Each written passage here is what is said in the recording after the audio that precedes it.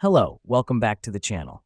Today we're diving into a topic that's crucial for your team's productivity: how to use Trello's card mentions for team collaboration in 2025. So, let's get started. First off, open up your Trello board and select a card where you want to mention a team member. Now, why do we do this?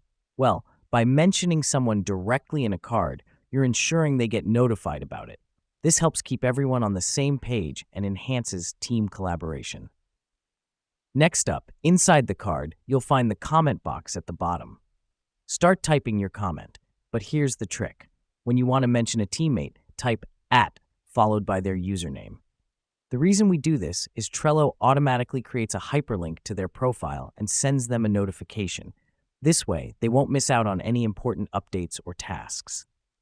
Now that we've done that, hit the Save button to post your comment. The mentioned person will now receive a notification directing their attention to the card. This helps us because it ensures tasks are allocated and tracked effectively, and no one's left out of the loop. Let me explain why this matters.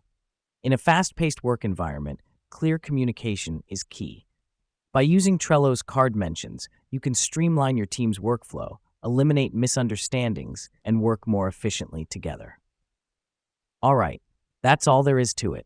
In just a few steps, you've learned how to use Trello's card mentions for better teamwork. Remember, effective collaboration is all about keeping everyone involved and updated, and Trello's card mentions is a great tool to achieve that. Thanks for watching, and see you in our next tutorial.